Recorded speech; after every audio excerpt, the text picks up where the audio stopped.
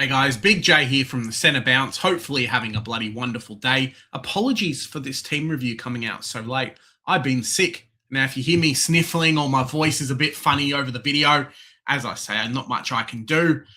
Before we get started, if you guys can, please like, share, subscribe. We are trying to get to that magic 3K subscriber mark during the regular season, and we're getting there. So hopefully you guys enjoying all the content, all the live streams, everything that's going on. Mate, we're talking my team this week, and I tell you what, everything I do seems to be going wrong. Either it's bringing in the wrong player or missing out on something, but yeah, you'll see what I mean. Catch ya. Whether you're at home, on the go, or at the stadium. Welcome to the Centre Bounce, your home for all things AFL Supercoach. Mate, just rethinking the weekend's games, and North Melbourne. I tell you what, I'm very, very happy. We are 3-1 at the moment, currently in the top 8. Now, if you told me, hey, regardless of who we play, North Melbourne's going to be in the top 8 this time last year, sign me up. There you go. So, yeah, very, very happy. Maybe we don't win against Brisbane, but who knows? A few players out to get the win over Carlton, but without Cherry in the team, it's pretty amazing. Let's check out my Supercoach team for this week. Obviously, that's why you guys are here, and the conundrum that I'm kind of dealing with at the moment. We scored 1791, and as you would have seen from the thumbnail title, I had a plan. I had a lot of things going for me at the start of the round. My projection was close to 2,000. I was getting there. Hey, Big J, you're going to be doing all right this week. And you know what? Supercoach gods, as it always is, come in and kick you in the leg and be like, hey, sucked in. And I made a bit of a blunder, I have to say. I won't touch on it again. It's a really touchy subject for me, but ended up boosting, got Watkins in for Carroll. Carroll will probably come back this week and dominate, and we'll get to 300K, and it's a big stuff for you, Big J. But got him in. He ended up scoring 7. So, and I'm most likely going to trade him out this week. So for a 7 for 20K, I've now spent two trades and a boost. That's how my season's going at the moment. We're ranked 72,000. Big red arrow there. I thought we'd done okay, and then it just kind of didn't work out. Somehow I got 2 league wins. What are you doing? And I look at the team of the week, and he's obviously not rank 1, but mate, just these people, and it's something that I didn't do, and definitely something I need to do for next year, is just stack. Like, jump in, grab all the value picks, I think is the right way to go. If this guy had Josh Tracy, cool. But Connor McDonald scoring big, Rochelle going big, even Laylor didn't suck too much. And going to the back line, guys like Kadeen Coleman did really well as well. Just these value picks, not relying too much on early buy players as well has hurt me quite a lot. We'll talk about new segment here, what worked, what didn't for the week. But let's just check out the team. What worked and what didn't? I'm going to do an info, a voiceover for that, but just for right now, what worked this week? I managed to have the right rookies on field is probably the biggest thing that actually worked for me. In saying that, Watkins was on field, okay. But what worked really was Sam Grell.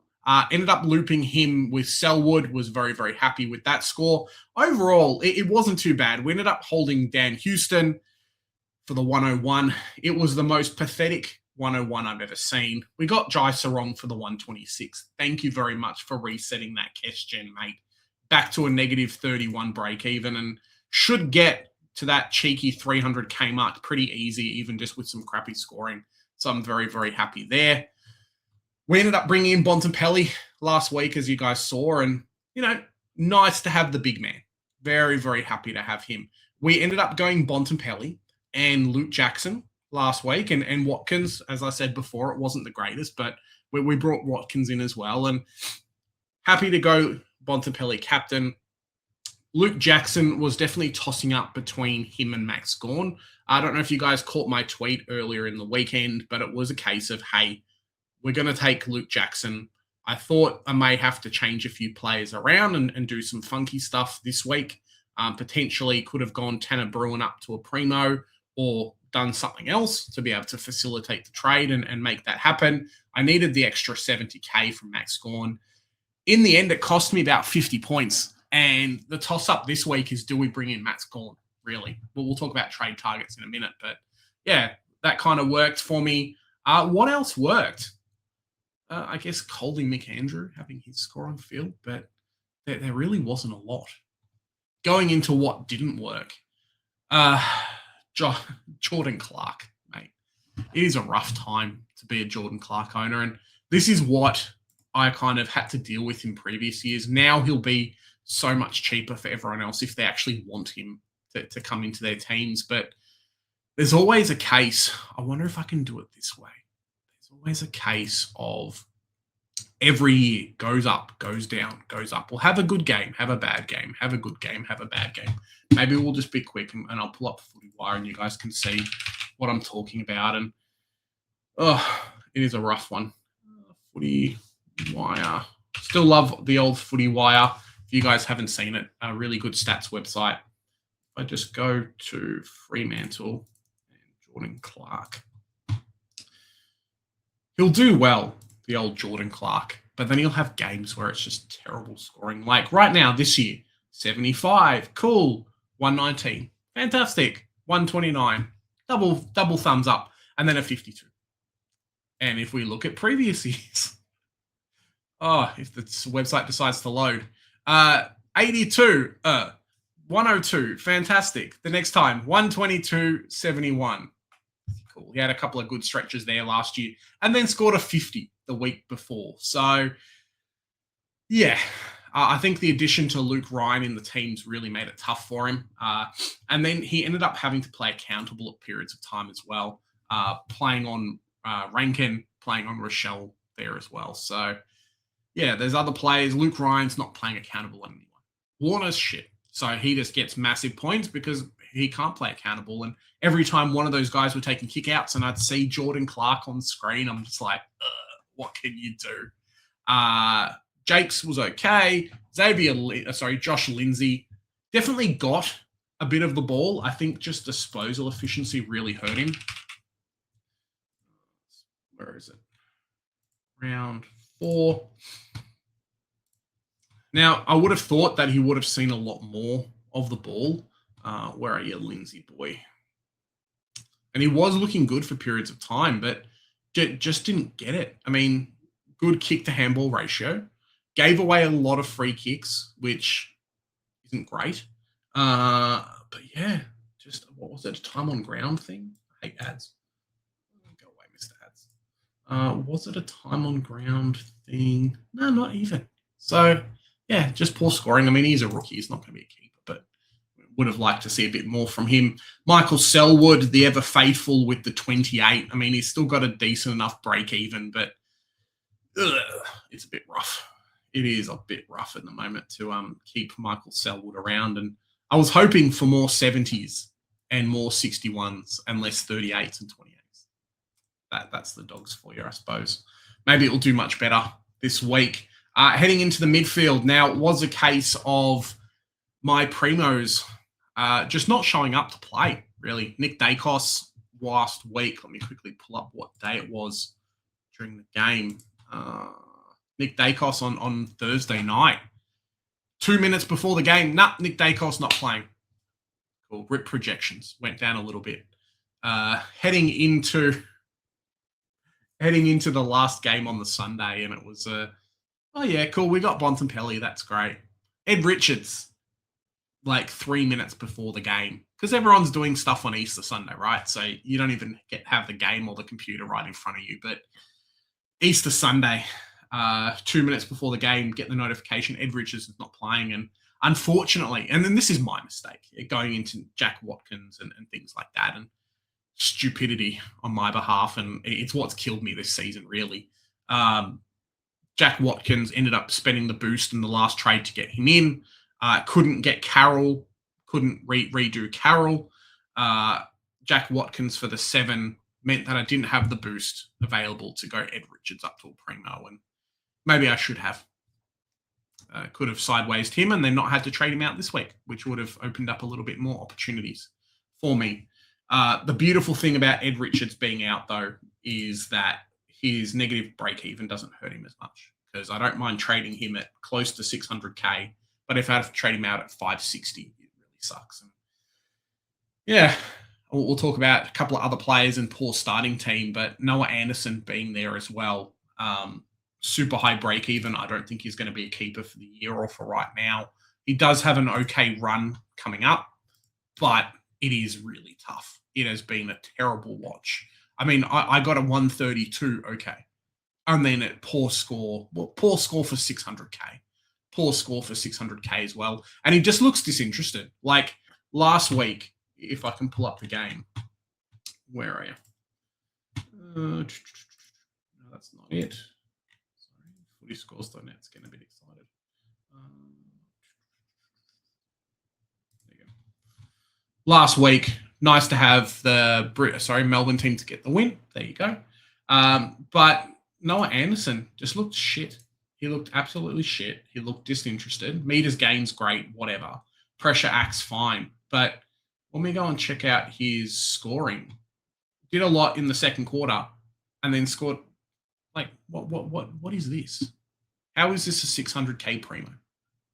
It's just not. And I'm not one for trading out primos, but if I have to stick with this team for the entire year, on my trade list next week is Noah Anderson, potentially Sam Walsh. I mean, what's his face is not playing this week. Who got dropped? Sorry, my brain's just all over the place.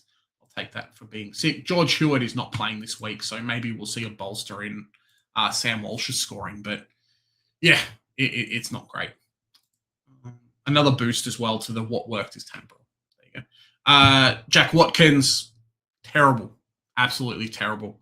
And then Blamires did okay. So kind of what worked, okay. What didn't work, yeah, it's a bit rough for my team. And we'll continue this kind of going on at the moment, going through the rest of the season. I think it's just a great way to kind of separate the videos. Let me know down below if that's something that you guys want.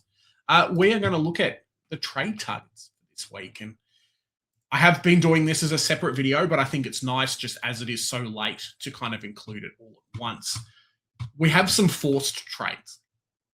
Ed Richards has to go and Tim English has to go. And I have been racking. I'm going to get rid of Watkins as well. I think he needs to go. The cash gen, unfortunately, doesn't work. And if we check out his season stats, projections has him as basically making like 5k, and then that's it. And he might even get dropped this week. So yeah, it's not a great situation for me. Leaves us with 1.4 mil. And we can do a lot with 1.4 mil, but what's been rocking my brain is, do I pick up Max Gorn or not Max Gorn? Listening to Supercoach Pro, and shout out to Brad, he's in a similar position to me in terms of ranking. And when you're this rank, let's pretend we're all in a running race, right?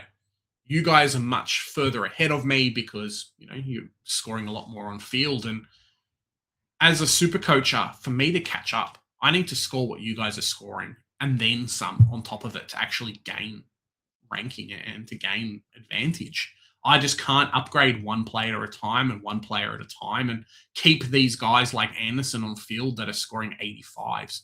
It just doesn't work when he's losing that much in terms of value. This is where a Jordan Clark scoring 50s and, you know, Dan Houston, yes, 101's fantastic, but if he had scored a 60 again, it would have been the same type of situation. Is how am I supposed to try and catch up? You just can't. This is where potentially trading in Tristan Cherry last week was a bad mistake. Could have used that 200k somewhere else and potentially not had to go Cherry to English to Max Gorn this week and bring in at least two guys close to that 700k mark.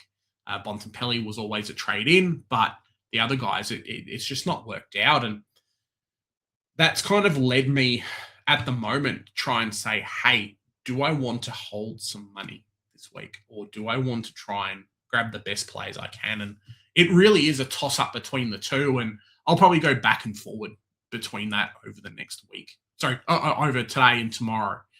We're lucky in the fact that it is only Carlton and Adelaide this week, so we can make a bit of an advantage and figure that out. But for right now, it's really tough.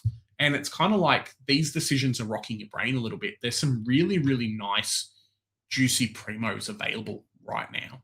And there are quite a few players who are on the cusp of their break-evens. If we quickly check out the break-evens, kind of go around to that price, right? Sort by highest price, break-evens, highest price. And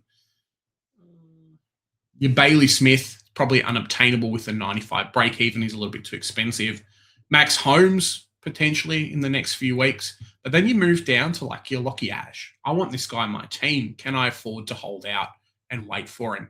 Isaac Heaney, potentially as well. I mean, he's basically reset his break-even with a 156, which kind of sucks if you were trying to hope him to get him in. Finn Callahan, another one who, do I grab him this week versus Richmond? Or do I say, okay, I'm going to hold out and not grab him this week and grab him next week, but he could score really well for me this week, and I might be forced to bring other people in next week. So it's really that kind of toss-up at the moment that could work out or could not work out.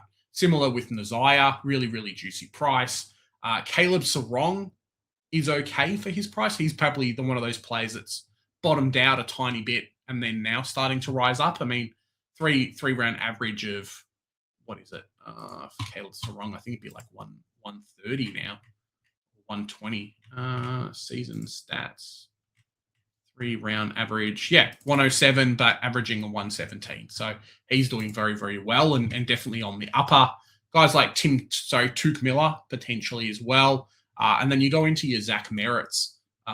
There's a few defenders who are on the rise a little bit. Lockie Whitfield potentially is bottomed out in price as well. Dane Zorko, do we wait a little bit for him? Do we not? Jack Steele, does he become a trade target that I have to bring in at 540K? And who's dominating at the moment? There's so many questions this week. And every time, I won't complain too much, but every single time that I make a trade this year or make a decision like this, it just backfires. It's just like, cool, if I don't bring, and this is the conflict I've got in my head at the moment. If I don't bring a Max Gawn in, for example, what happens? Can I reset the filters? Does it work that way? I'll just do the refresh. Sorry about that. If I don't bring a Max Gawn in this week and he goes bananas, does he become unobtainable for me? Is it like, well, I need 3 primos to score the same amount of points to get a Max Gawn? If I don't grab 2 GWS plays and they go big, or a Cozzy Pickett, for example, do I have to chase him at 30K more expensive next week due to his low break even? Like, everyone's kind of got these feelings, but I really do feel like Guns and Rookies is okay. The cash gen overall is nice. But when I don't have a lot of the Buderick types, when I don't have the Fonties, when I don't have the Parishes and things like that, that allow me just to go one up, one down and grab these primos, it really hurts. And when you've got your midfielders who are just no good, starting Richards, poor decision.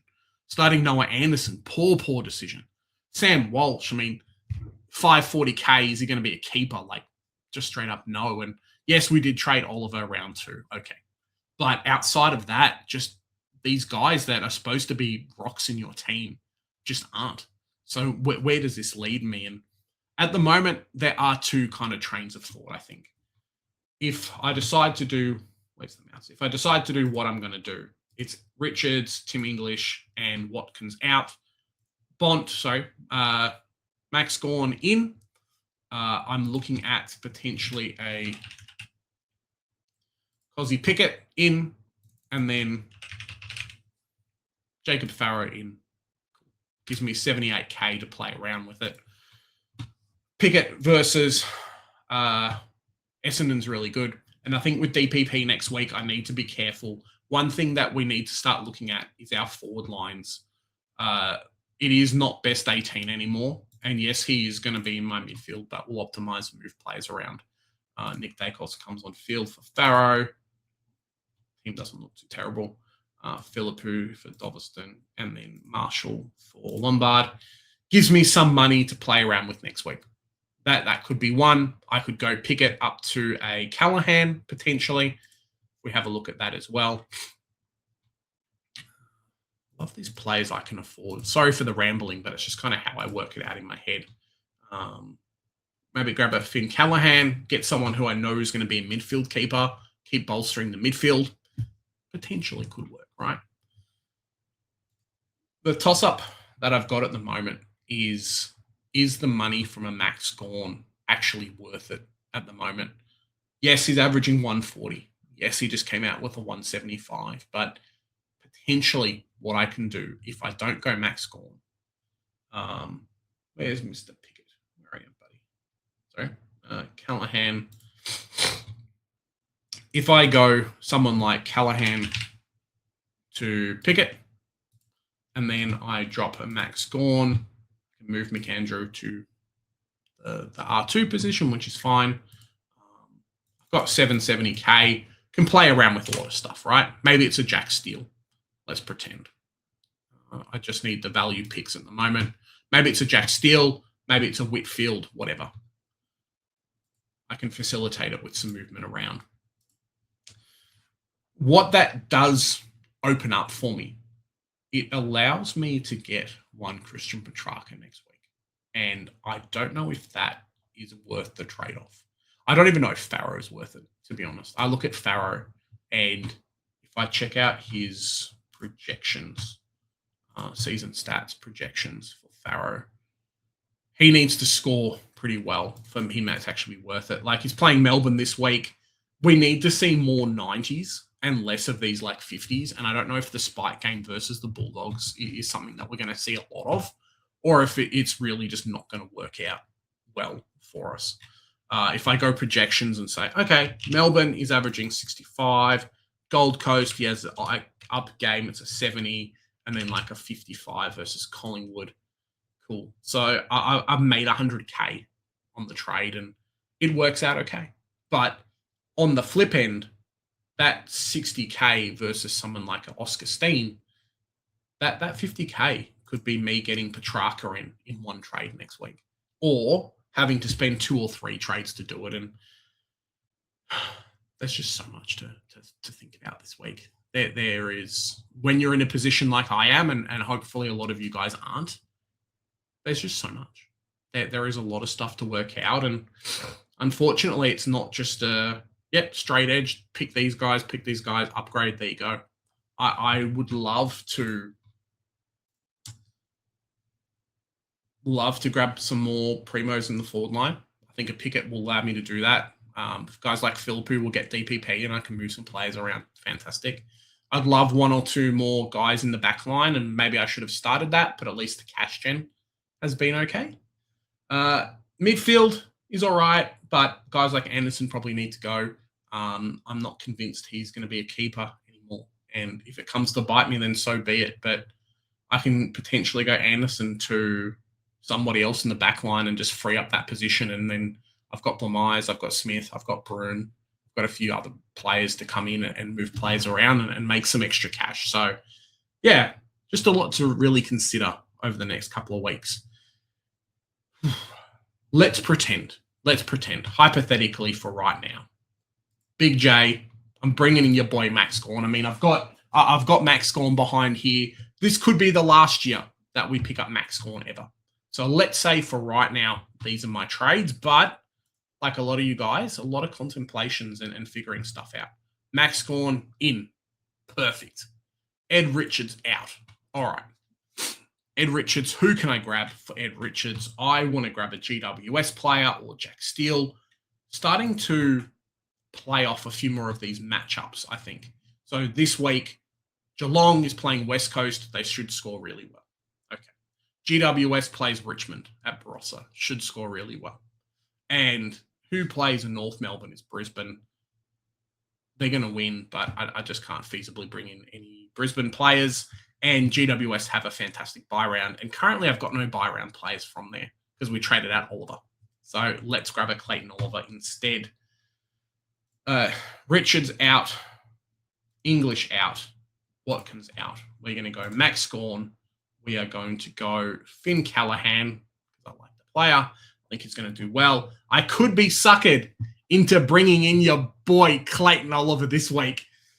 It could happen. I could just reunite and bring the same team into my side that I started round one, having spent 13 trades to do it, but we'll see if that matters.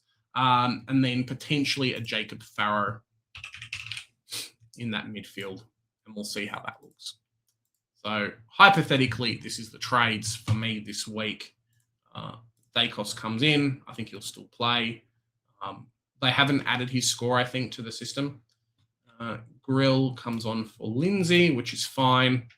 And Philippou for Doveston. I really hope Doveston plays. I hate the fact that I have him in my team.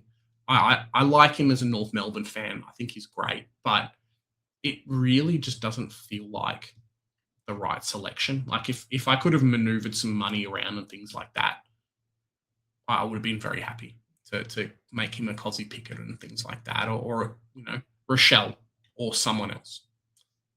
But right now, we're not doing so well. Captaincy and vice captain is up next.